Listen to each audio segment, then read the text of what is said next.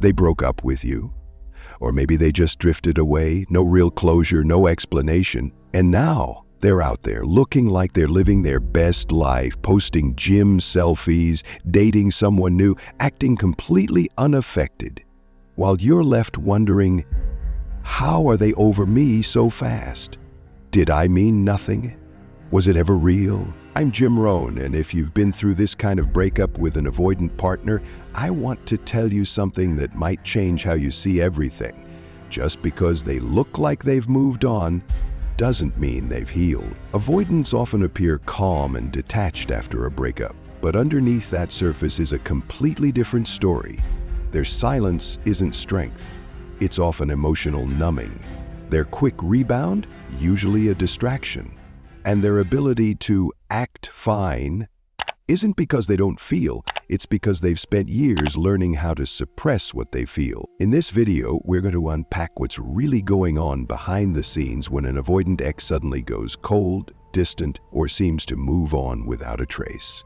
You'll learn the psychological coping strategies avoidants use after a breakup, why their detachment isn't a reflection of your worth, and how to stop interpreting their behavior as proof that you were the problem. We're going to talk about what their silence really means, what their so-called healing actually looks like, and how to reclaim your power by seeing the truth behind their actions. So if you're tired of scrolling through their feed, questioning your value, or waiting for them to wake up and realize what they lost, subscribe to the channel, hit the bell so you don't miss what's next, and leave a comment if this hits home. Let's talk about what's really going on and why it's not about you. Let's begin. Let's get real about something that messes with your head after a breakup with an avoidant. They look totally fine. They're working out. They're posting happy photos. Maybe they've already started seeing someone else. Meanwhile, you're the one unraveling. It feels like they've just wiped their hands clean and walked away without a second thought, and that can be devastating. But here's the truth you need to hold on to. What you're seeing is coping, not closure. Avoidants rarely process emotions the way securely or anxiously attached people do. Their version of moving on is often a defense strategy, not a sign of emotional growth. To really understand what's happening beneath the surface, we need to talk about avoidant attachment and emotional avoidance. Most avoidants didn't grow up in emotionally safe environments. Maybe they were raised in homes where vulnerability was dismissed, where emotions were seen as weakness, or where their needs were consistently unmet or even punished. Over time, they learned to associate emotional closeness with pain or pressure. Their survival mechanism: shut down. Stay self-reliant. Don't get too close. Don't get too open. So as adults, when things get intimate and emotionally real, their nervous system goes into protect mode. And when a breakup happens, especially one that's vulnerable or confrontational, avoidants don't lean into the pain. They lean out. They detach, they distract. Instead of sitting with the grief, they suppress it. Instead of reflecting, they intellectualize it. They'll think things like, "It wasn't working anyway," or "This is better for both of us," not because they found peace, but because it's too uncomfortable to feel the loss in their body. I had a client named Sarah who was heartbroken after her avoidant ex left her. They'd been together for a year, and right when the relationship started getting serious after talks of meeting family and moving in, he ended things out of nowhere. 2 weeks later, he was on social media with someone new, smiling like nothing happened. Sarah was crushed. She thought, how can he be over me already? But what we unpacked together was this. He wasn't over her. He was bypassing the emotional reality of the relationship. He replaced closeness with control. The new relationship, a buffer, a shield, not real healing. And that's what many people miss. Avoidants don't process breakups by going inward. They avoid inward altogether. Their ability to look okay isn't because they feel nothing, it's because they've mastered not showing it even to themselves. What you're seeing is the shell, not the soul. Their silence doesn't mean peace. Their quick new connection doesn't mean love. It means they're doing whatever they can to avoid the discomfort of sitting with vulnerability. That doesn't make them a villain, it makes them human, coping the only way they know how. But here's where you take your power back. Don't confuse their emotional shutdown with your inadequacy. Their inability to grieve or express emotion isn't a reflection of what you lacked, it's a reflection of what they haven't yet learned to face. Their detachment is about survival, not truth. So while you may be walking through the fire of grief, holding all the emotional weight they avoided, remind yourself, you're not behind. You're just healing honestly, and that kind of healing, it lasts. After a breakup, especially one with an avoidant partner, it's easy to get caught in a loop of watching from the sidelines. You see them posting pictures at the gym, smiling at brunch, maybe even laughing with someone new. From the outside, it looks like they've already healed, moved on, and are thriving. Meanwhile, you're stuck with a heart that still aches, trying to make sense of how they seem so unbothered. But here's the reality that most people miss. What you're seeing is not healing, it's hiding, it's coping, it's distraction, it's avoidance, playing out in real time. Avoidants are often emotionally frozen after a breakup, not because they don't feel, but because they don't know how to process those feelings safely. Vulnerability was never modeled or nurtured for them. So instead of facing the pain, they sidestep it. They pour their energy into performance, staying busy, jumping into new routines, or sometimes even new relationships, not because they're healed, but because sitting still feels unbearable. Emotional stillness threatens to expose what they've worked so hard to suppress. And let's talk about rebound relationships. If they move on quickly, it's not always a sign of deep connection, it's usually a form of emotional bypassing. The new person may represent comfort, distraction, or proof to themselves that they're still in control. But often, the deep emotional work of self-reflection hasn't even begun. I've seen this time and time again in sessions with clients who watched their avoidant exes dive into something new within weeks, only to repeat the same patterns of detachment, withdrawal, and emotional inconsistency. Even their silence doesn't mean they've found peace. That's another common misconception. We tend to think if they're not saying anything, they must be clear or confident in their decision. But silence, especially in avoidant individuals, is often emotional numbing. It's not clarity, it's shutdown. It's a way to avoid discomfort, to avoid being confronted with your pain or theirs. Their lack of contact isn't emotional maturity, it's a defense mechanism. I had a client named Jonah who spent months checking his ex's social media, watching her stories, trying to read between the lines. She looked great, always out and about, dating someone new. He thought, she's fine, I must not have meant much to her. But what he learned later through a mutual friend was that she was struggling with anxiety, couldn't sleep at night, and had thrown herself into every distraction she could find. Her outer world didn't match her inner world at all. That's the truth you have to hold on to. What they show you isn't always what's real, and the more you compare your internal pain to their external appearance, the more disconnected you'll feel. Don't let their highlight reel convince you that your grief is weakness or that your healing is behind schedule. If you're sitting with your feelings, reflecting, and growing, you're already doing what most avoidants struggle to begin, and that's something to be proud of. If you've ever felt like your avoidant ex bounced back without missing a beat, here's the truth. You're likely witnessing the avoidance cycle in full swing. It's a pattern they've often repeated for years, sometimes with different people, sometimes with the same person more than once.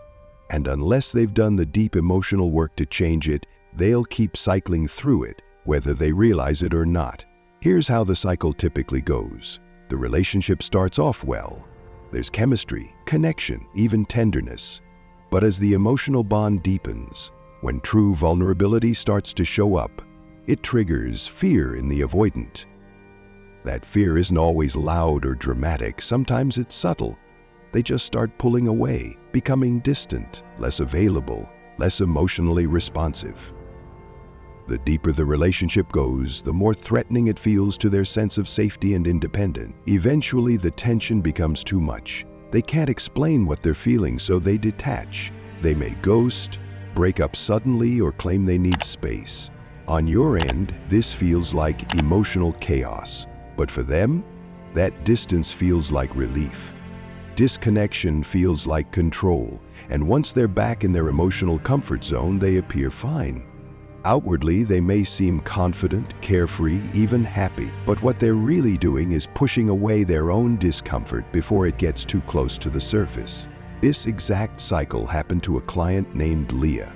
Her avoidant partner would go silent every time they got close. They'd reconnect, things would feel great, and then, without fail, he'd pull away right when the relationship got emotionally serious. It was never about her, it was about his fear of being seen too deeply and the vulnerability that brought up. Eventually, she realized that until he learned how to sit with discomfort instead of running from it, the pattern would never end. Avoidants don't repeat this cycle because they're heartless. They repeat it because it's the only way they've learned to stay emotionally safe. But if left unaddressed, it becomes a pattern they carry into every relationship. New partner, same fear. New start, same exit. So if you're grieving someone who looks fine while you're still hurting, know this: you're not behind. You're breaking a cycle they're still stuck in. And that's growth. Real, lasting growth. Let's bring it back to you. Because when someone with an avoidant attachment walks away and acts like it never happened, it's easy to start questioning your own value. You might find yourself replaying every moment, wondering what you could have done differently, or worse, assuming their detachment means you didn't matter. But here's the empowering truth. Their behavior isn't a reflection of your worth. It's a mirror of their unresolved emotional wounds. Avoidants often don't know how to sit with discomfort, especially the kind that comes with closeness, intimacy, or emotional accountability. When you got close to them, you didn't break them. You didn't cause their shutdown. You simply got close enough to trigger the parts of them that were still unhealed. The walls they put up aren't about keeping you out. They're about protecting parts of themselves that have always been afraid of being seen. You didn't do something wrong. You just reached a place in their emotional world that they've spent years trying to avoid. And so when they go silent, whether it's ghosting, distancing, or jumping into a new relationship, stop chasing that silence for closure. You're not going to find it there. That quiet isn't wisdom. It isn't peace. It's not emotional maturity. Most of the time, it's just a coping mechanism that allows them to avoid confrontation with themselves. That's not something you can fix. It's something they have to face in their own time if they're ever willing to do the work. I worked with a client named Rachel who finally stopped waiting for her avoidant ex to explain why he disappeared. At first, it felt like giving up, but then she realized every time she obsessed over his silence, she was abandoning herself emotionally. She was trying to get closure from someone who never gave clarity when it mattered most. The moment she shifted focus back to herself, her healing, her truth, her needs, was the moment she began to feel real peace. And that's where your power lives too. You don't have to idealize someone just because they pulled away. You don't have to interpret their detachment as emotional strength. Real strength is staying present through discomfort. It's owning your part and being willing to grow. Avoidance may look composed, but it's often fear wrapped in logic. True healing means no longer internalizing their absence as a verdict on your value. So here's the reframe.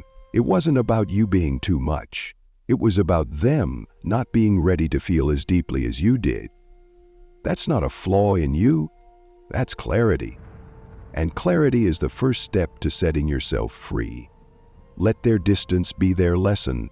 Let your healing be your legacy. Let's close with the truth your heart may need to hear most. Just because your avoidant ex looks like they've moved on doesn't mean they've healed. Emotional silence isn't emotional strength. Rebounding, staying busy, or acting detached isn't growth. It's usually protection. And what you're seeing from the outside is just that, a carefully maintained defense, not the full picture of what's really going on beneath the surface. In this video, we walk through the deeper dynamics that play out after a breakup with an avoidant partner. We explored how childhood patterns of emotional shutdown shape their adult relationships, why vulnerability feels unsafe for them, and why they often seem fine while you're still hurting. We talked about how their quick moving on is often a bypass, not a breakthrough, and how the avoidance cycle tends to repeat unless they choose to do real inner emotional work.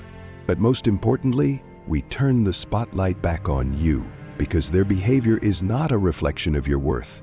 You didn't cause their avoidance, you simply reached a level of emotional depth they weren't ready to handle. And you don't need their closure to heal. In fact, trying to get it from them might only prolong your pain. True closure starts when you stop idealizing their distance, stop chasing their silence, and start reclaiming your peace. So if you're sitting in heartbreak, confused by how quickly they seem to move on, let me remind you, you're not behind. You're healing in a way they probably never learned how to, and that kind of healing, it's real, it's lasting, and it's yours. Thank you so much for watching. If this video helped bring you clarity or comfort, leave a comment below. Share your story, your turning point, or your biggest realization. You're not alone in this, and your voice might help someone else find peace too. And if you want more grounded support on how to navigate attachment wounds, emotionally unavailable relationships, or how to build secure love from the inside out, subscribe to the channel, hit the bell, and stay connected.